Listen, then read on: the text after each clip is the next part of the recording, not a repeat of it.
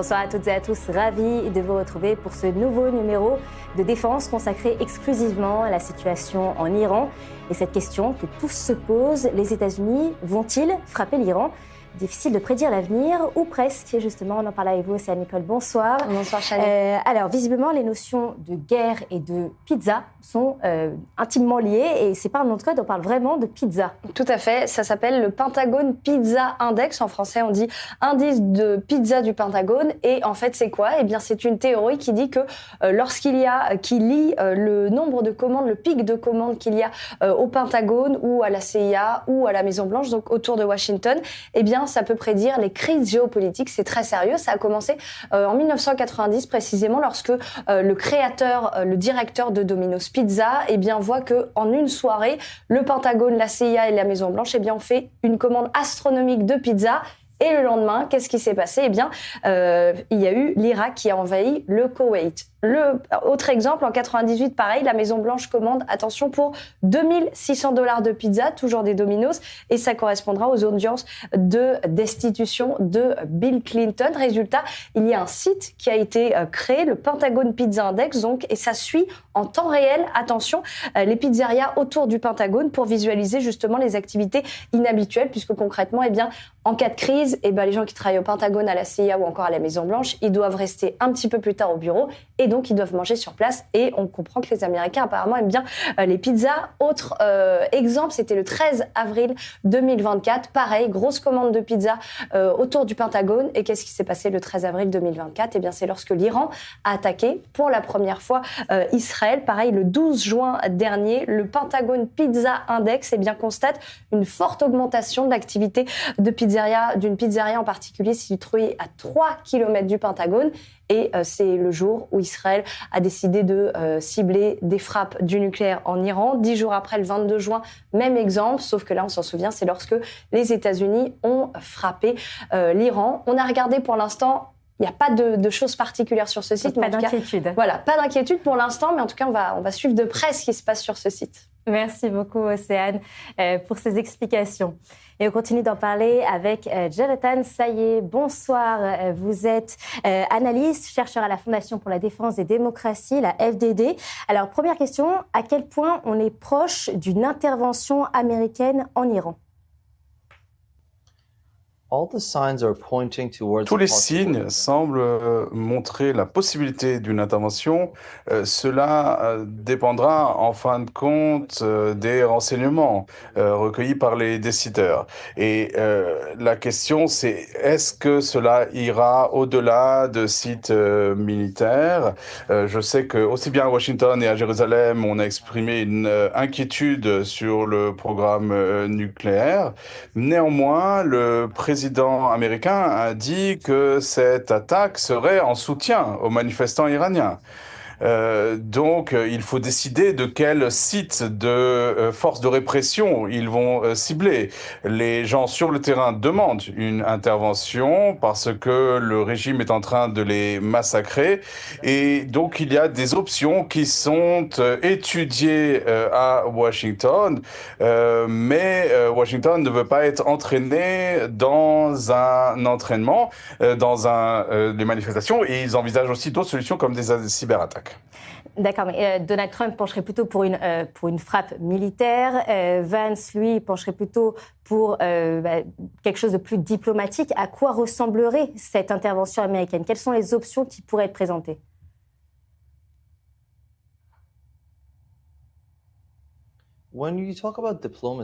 Lorsqu'on parle de diplomatie, la question c'est quels sont les points qu'il reste à négocier. L'Iran avait des cartes avant la guerre, après la guerre contre Israël, il y a des points. Les Iraniens ont dit que leur programme nucléaire était largement endommagés, mais ils n'ont pas les capacités d'utiliser l'uranium enrichi, ils n'ont plus les infrastructures, les centrifugeuses pour fabriquer une bombe. Donc l'Iran n'a pas beaucoup de monnaie d'échange. Et les officiels iraniens ne souhaitent pas non plus négocier concernant le programme de missiles balistiques. Donc, pour apaiser la communauté internationale, eh bien, il y a un dialogue diplomatique qui est engagé. Mais comme il n'y a pas vraiment de point à négocier, eh bien, ceux qui défendent la diplomatie peut-être veulent des options non cinétiques. Mais il semble que le soutien du mouvement de protestation devra se faire par des moyens cinétiques et des moyens militaires. Alors, si les États-Unis frappent, quel pourrait être le rôle d'Israël? Est-ce qu'on peut s'attendre aussi à une intervention américano-israélienne? Beaucoup de manifestants iraniens ont été surpris de voir l'absence de déclaration en provenance de Jérusalem. Le Premier ministre Netanyahou a encouragé les Iraniens à descendre dans la rue, mais il y a aussi des déclarations qui disent que c'est une question interne et même si les manifestants sont accusés par le régime d'être des agents du Mossad, il n'y a pas de véritable soutien de la part d'Israël. Et s'il y avait une attaque sur des sites iraniens et s'il y avait des ripostes contre Israël, évidemment, Israël serait entraîné dans ce conflit. Mais comme la menace est commune, ce serait tout à fait logique pour qu'Israël se joigne à l'offensive s'il s'agit d'attaquer des sites militaires et aussi les forces de répression des manifestations. Donc les Israéliens ont à la fois des capacités et des expériences et il serait dommage de ne pas les utiliser s'il y avait une offensive contre l'Iran. Alors, Jonathan, dernière question. On sait que l'Iran est soutenu par la Russie et par la Chine notamment. Est-ce que ça pourrait dégénérer et se transformer en conflit, mais de plus grande ampleur? Ce qu'on a vu dans le cadre des relations de Téhéran avec Moscou et Pékin, ça n'est pas véritablement une alliance comme, disons, l'OTAN ou même l'alliance entre les États-Unis et Israël. C'est un partenariat stratégique et la question est est-ce que ce régime bénéficie encore à Moscou et à Pékin? Et je ne pense pas que ni Moscou ni Pékin vont violer les sanctions pour faire plaisir au régime. La Chine et la Russie ont parfois soutenu des proxys, par exemple en Syrie, mais il est peu probable qu'ils s'engagent cette fois-ci parce qu'en fait, ils utilisent les républiques islamiques dans le cadre des négociations sur l'Ukraine et ils utilisent des armes iraniennes pour se battre.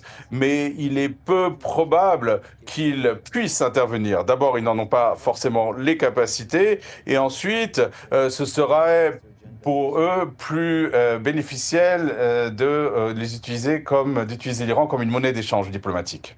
Merci beaucoup, Jonathan Sayé, d'avoir été avec nous sur i24 News. Océane Nicole, vous êtes toujours avec nous. Alors, on va parler à présent d'une organisation qui est discrète, mais qui est de plus en plus visible dans la contestation iranienne et qui passe aujourd'hui à l'action contre le régime des ayatollahs. Tout à fait, ça s'appelle MEK, M-E-K, en français on dit Organisation des Moudjahidines du peuple iranien. Alors on les voit beaucoup et on les entend beaucoup en ce moment, mais ça a été fondé en 1965 par un groupe de jeunes intellectuels iraniens qui se réclament d'un islam un petit peu plus libéral. Ils se disent un petit peu plutôt avoir des idées de gauche. Ils sont attachés à l'islam, mais ils ont accepté le concept un petit peu occidental, donc un islam plutôt modéré. Et eux, leur but, c'était déjà le même à l'époque. Et le but en ce moment, eh bien, c'est d'instaurer un régime démocratique et laïque. Ça a été fondé à la base justement pour mener des guérillas urbaines visant à ébranler le régime lorsqu'ils ont fait, il y a quelques années, lorsque le régime brûlait des bibliothèques, brûlait des livres, etc. Ça leur plaisait pas du tout. Donc ils faisaient des énormes manifestations et ils vont même un petit peu plus loin que dans les manifestations. Ils ont même fait plusieurs attentats justement pour viser le régime des mollahs. Ils avaient installé en août 81 une bombe carrément dans le bureau du premier ministre iranien de l'époque. Ça avait tué le Premier ministre, le président, aussi un des hauts chefs de la police iranienne. Ils ont éliminé aussi en 98 l'ancien procureur en chef des tribunaux et la haute personnalité militaire iranienne cette fois. C'était un an après, en 99. Donc ils sont extrêmement actif. C'est le groupe d'opposition politique le plus important et le plus actif d'Iran, mais pas que, puisque évidemment ils sont détestés par le régime qui mène aussi de la répression contre eux. Il y a énormément d'éliminations, ils sont tués, exécutés, pendus. Donc résultat, il y en a beaucoup qui sont partis à l'étranger et qui travaillent donc depuis l'étranger. Ils ont joué aussi un rôle majeur ces dernières années dans le développement de la femme. Et d'ailleurs, c'est un fait assez marquant. La dirigeante, la leader de ce groupe d'opposition, eh bien, c'est une femme. Elle s'appelle Mariam Ravaji. Et c'est donc elle qui dirige en ce moment ce groupe, donc cette organisation des Moudjahidines. Et c'est donc évidemment l'ennemi juré, souvent arrêté. À l'heure à laquelle on parle, leur base, leur QG, eh bien, se fait à l'étranger, notamment en Irak pendant longtemps. Ça a été aussi en France, à Paris, et en ce moment aussi en Albanie.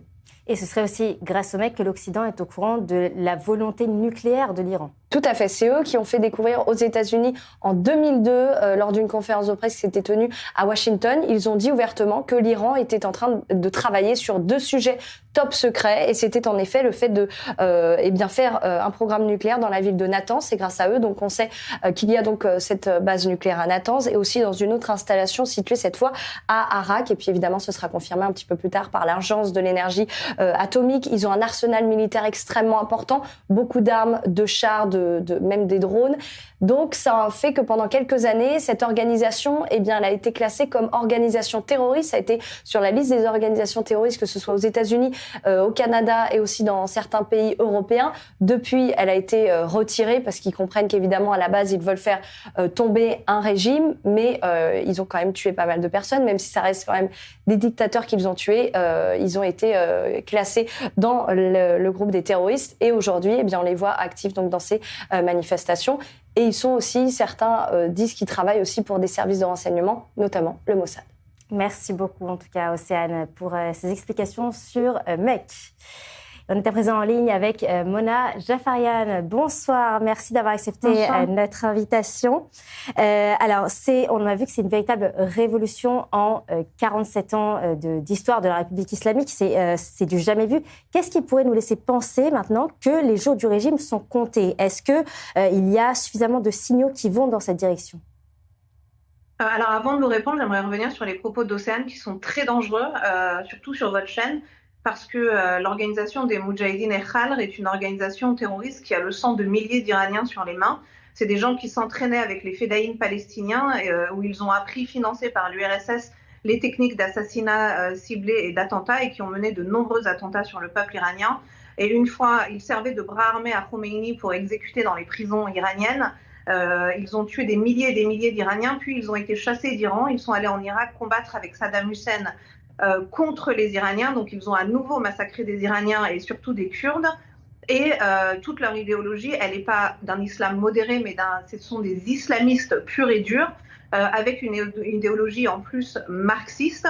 Avant-hier, ils ont commis un attentat sur la diaspora iranienne à Los Angeles en envoyant des affidés de leur secte foncer en camion sur la foule. Donc j'ai vraiment du mal à comprendre comment est-ce que vous pouvez présenter une telle organisation antisémite, terroriste et islamiste comme étant la principale opposition. Les Iraniens sont en train de verser leur sang pour se débarrasser de l'islamisme et me retrouver sur I24 à vous entendre parler des Moudjahidines. Moudjahidines, c'est celui qui mène le djihad. Je ne sais pas si vous avez vu le logo de leur secte, mais c'est exactement le même que celui du Hezbollah avec un signe communiste en plus dessus. Donc je ne sais pas où Océane a trouvé ces informations, mais c'est sûr que ça vient d'un communiqué de presse de l'organisation terroriste. J'aimerais aussi vous faire réagir sur le fait qu'actuellement, on vit une véritable révolution dans le pays. Donc est-ce que le régime des mollahs pourrait tomber? Est-ce qu'on va plutôt dans ce sens? Écoutez, pour le moment, c'est compliqué à dire parce qu'effectivement, c'est la plus grande protestation qu'on ait vue depuis 1979. On avait rarement vu autant d'Iraniens, on parle de millions d'Iraniens dans les rues, mais en même temps, on est face à une répression qui est particulièrement sanglante. La République islamique, enfin notamment Khomeini, a donné comme ordre de tirer à balles réelles à la Kalachnikov sur les manifestants. Si je reprends les chiffres de l'Iran international qui a mené une enquête, on parle de 12 000 Iraniens tués en 3 jours, 12 000. CBS vient faire une nouvelle enquête pour dire que sur les 5 derniers jours, c'était 20 000 jeunes Iraniens qui avaient été abattus dans les rues en Iran. Donc pour le moment, ils tiennent bon, ils continuent à sortir, mais on ne sait pas combien de temps ils vont pouvoir tenir face à tous ces massacres. Et c'est vrai qu'aujourd'hui, tous les messages, les peu de messages qui parviennent en dehors du pays avec le blackout Internet, eh bien, ce sont uniquement des appels à l'aide pour que quelqu'un les aide, et notamment Donald Trump. Alors justement, voilà, 12 000, vous dites, c'est quand même un chiffre qui est très, très inquiétant. Est-ce que, selon vous, Khamenei est au pied du mur ou est-ce qu'il a encore les moyens de réprimer ces manifestations? On parle notamment des Bassidji qui tirent, eux, sur la foule. C'est aberrant. Alors oui, exactement, et Khamenei n'est pas encore au pied du mur parce qu'il a, vous savez, les forces Bassidj, enfin le corps des gardiens de la révolution islamique, on parle de 150 000 hommes. Donc le seul moyen qu'on a pour que ces hommes déposent les armes, c'est qu'on ait une véritable victoire sur eux, sauf que vu les armes, les fusils d'assaut qui sont utilisés aujourd'hui contre une foule désarmée, bien évidemment le peuple iranien ne peut rien faire. Il faut imaginer des terroristes du Hamas surarmés contre des civils à main nue. Donc c'est pour ça que les Iraniens aujourd'hui en appellent à la communauté internationale, parce qu'on va avoir besoin d'aide pour pouvoir fragiliser justement les forces, parce que la plus grande crainte de Khamenei, c'est que finalement ceux du bas de l'échelon qui aujourd'hui sont au front finissent par déposer les armes en disant ce régime va tomber, il vaut mieux qu'on rejoigne le peuple avant de rester nous sur place et eux les voir fuir. Donc c'est là-dessus que mise surtout le peuple iranien. On a un deuxième espoir, c'est que les policiers et les militaires rejoignent, mais pour le moment, malgré de timides signes de ralliement, on n'a pas encore un ralliement assez massif pour avoir espoir que cela suffise. Mona Jafarian, il y a aussi la possibilité d'un retour de Reza Pahlavi, le fils du dernier Shah d'Iran, qui avait lui-même dit qu'il se rendrait en Iran s'il y avait une possibilité. Quel serait son projet si c'est le cas? Est-ce que ce serait plutôt de faire de l'Iran une monarchie, on va dire, ou alors plutôt une démocratie? Quel serait son projet? Alors son projet, il faut savoir qu'en 2022, quand les Iraniens sont sortis dans la rue, ils scandaient beaucoup Femmes, Vie, Liberté, et puis ils se sont rendus compte que ce slogan pouvait être réinterprété et que n'importe qui pouvait se l'approprier. Donc en 2026, ils sortent dans la rue avec un slogan qui est scandé maintenant partout dans les rues. C'est ceci est notre dernière bataille, Pahlavi va rentrer, parce qu'ils ont compris qu'ils devaient désigner au monde leur leader pour avoir justement cette figure d'unité qui permette des négociations avec les dirigeants occidentaux. Reza Pahlavi, il ne s'avance pas en disant je veux réinstaurer une monarchie absolue. Lui, ce qu'il dit, c'est que je suis là pour vous pour la phase de transition.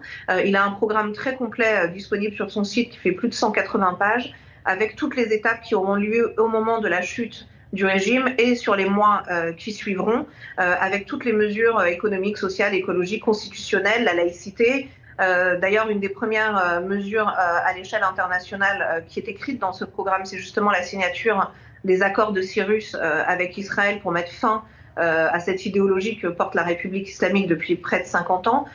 Et ensuite, emmener le peuple iranien à un vote démocratique dans les urnes pour leur permettre de choisir la forme de démocratie et le dirigeant qu'ils souhaitent voir. Donc son rôle pour le moment, c'est surtout une figure d'unité, puisqu'on voit qu'aujourd'hui, que ce soit au Baloutchistan, à Kermanshah, qui est une ville kurde, à Arvaz, qui est une ville arabophone, eh bien, les gens scandent son nom. Donc c'est vrai qu'il arrive à rallier massivement et c'est important pour nous qu'aujourd'hui, à ce stade, les dirigeants occidentaux le reconnaissent comme la voix du peuple iranien.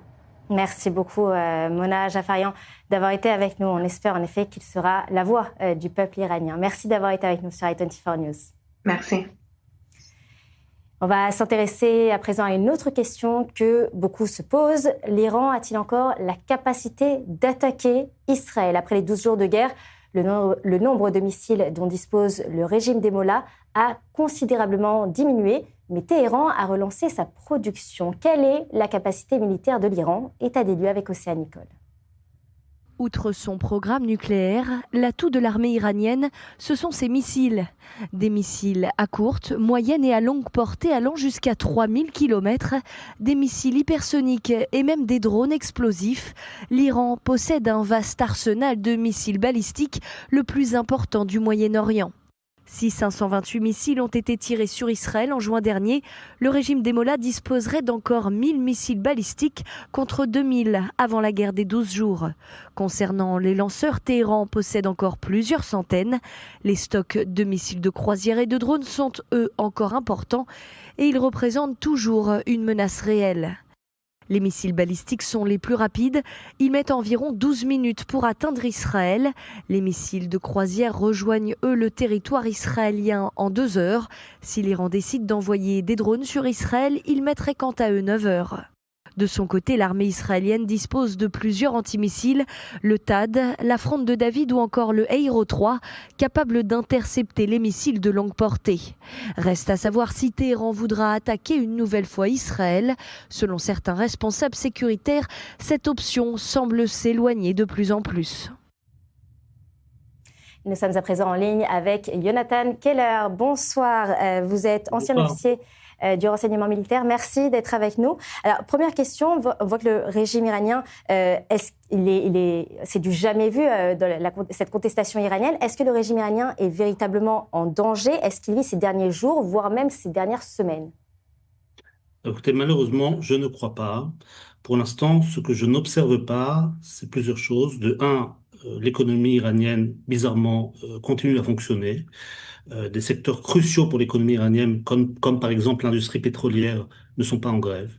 De deux, peut-être plus important que cela, il n'y a pas de leadership local parmi les manifestants. Alors ça peut être une bonne nouvelle sur le court terme, cela tout simplement empêche le régime d'arrêter d'éventuels chefs, comme il l'avait fait par exemple en 2009. Par contre, sur un terme un peu plus long, si l'on parle de prise de pouvoir et de changement de régime, faire ça sans des leaders, sans même un parti politique capable d'organiser les masses et de leur donner un programme d'ordre politique, cela est un peu plus compliqué. Et puis, troisième chose, à mon avis, c'est la chose la plus cruciale, on n'observe toujours pas de désertion, de défection parmi les supporters du régime, ni parmi la classe politique, ni parmi les forces de sécurité, les forces de l'ordre et autres organes de sécurité. Non seulement cela, tous les rapports tendent à dire que jusqu'à aujourd'hui, le moral des troupes, à savoir les Bassiges et autres forces du ministère de l'Information ou des gardiens de la Révolution, le moral des troupes est malheureusement au plus haut. Donc, à mon avis, il y a quand même quelques facteurs qui nous permettent aujourd'hui, après quand même quelque chose comme 2 semaines de manifestation, de nous mettre d'accord sur le fait que ce régime n'est pas, du moins pas dans ces derniers jours. Donc pour vous, ce mouvement de contestation de l'opposition iranienne pourrait être étouffé? Oui, alors il pourrait être étouffé. Maintenant, il y a d'autres scénarios à prendre en compte. D'abord, il y a un scénario dans lequel le régime se mettrait tout simplement à céder. Je ne le crois pas très plausible, mais bon. Qu'est-ce que cela veut dire céder? Cela veut dire d'abord céder, faire des concessions à la fois conséquentes et immédiates sur le problème du nucléaire vis-à-vis des Américains, pas seulement exprimer une vague volonté de renouveler des négociations, mais d'annoncer par exemple aujourd'hui que l'Iran renoncerait à son programme nucléaire et renoncerait à son programme d'enrichissement de l'uranium. Tout cela pour alléger, encore une fois, de façon immédiate, le régime des sanctions. Et la deuxième chose, ce serait de faire des changements d'ordre constitutionnel, à savoir faire une passation de pouvoir du clergé vers des organes élus comme le Parlement et le gouvernement. Donc ça, c'est un scénario à prendre en compte. Le deuxième scénario à prendre en compte, qui me paraît un peu plus plausible, c'est un scénario dans lequel les gardiens de la révolution prendraient le pouvoir en Iran, on mettrait de côté le leader suprême, soit on le déposerait, soit même sans le déposer, de toute façon il est plus tout à fait jeune et énergétique, donc on le mettrait de côté et tout simplement on ferait de l'Iran une nouvelle dictature militaire. C'est évidemment un scénario qui n'est favorable à personne, ni aux manifestants, ni à Israël, ni à nos partenaires régionaux, ni au monde entier. Alors, Jonathan, sur le plan opérationnel maintenant, on voit que les États-Unis se préparent peut-être à mener cette frappe contre l'Iran. Si les États-Unis attaquent, est-ce que l'Iran pourrait riposter, mais cette fois contre Israël? Alors d'abord, il faut comprendre qu'il y a plusieurs cas de figure dans ce que l'on appelle l'attaque américaine. Une attaque n'est pas forcément cinétique. On peut imaginer un certain nombre par exemple, de sabotages ou d'attaques cybernétiques, ou tout simplement un soutien financier et logistique aux manifestants. À mon avis, cela ne serait pas tout à fait négligeable. Alors, si on parle dans le cadre des attaques cinétiques, c'est-à-dire des attaques offensives en termes de bombardement, on peut imaginer plusieurs cas de figure. Le premier serait tout simplement de rester dans un cadre narratif lié aux manifestations et donc d'attaquer un certain nombre de sites symboliques ou de sites comme par exemple des bases du Basij ou comme par exemple certaines prisons iraniennes. Donc un certain nombre de sites liés à l'oppression en cours. Est-ce que c'est efficace pour faire tomber un régime? Certainement pas. Est-ce que cela pourrait permettre à l'administration américaine d'apporter son soutien moral aux manifestants? Très certainement, oui.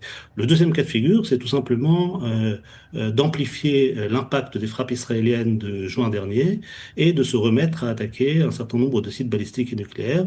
L'administration américaine serait malheureusement, et à juste titre, accusée d'utiliser le problème des droits de l'homme et des droits civils en Iran comme tout simplement un prétexte pour continuer une guerre qui est une guerre sur des questions stratégiques, mais qui n'a rien à voir avec le malheur que subissent ces pauvres manifestants. Oui, en tout cas, voilà, toutes les options sont sur la table. Merci beaucoup, Jonathan Merci. Keller, d'avoir été avec nous sur Merci. Défense. On termine ce numéro avec les images des manifestations de soutien au peuple iranien qui ont eu lieu dans plusieurs pays depuis le début des manifestations. Washington, Paris, Los Angeles, Bruxelles, Londres, Istanbul et même Erevan en Arménie. Des manifestations massives et un soutien affiché aux quatre coins du monde. C'est la fin de ce numéro de Défense. Merci de l'avoir suivi. Restez avec nous sur i24 News. L'information continue.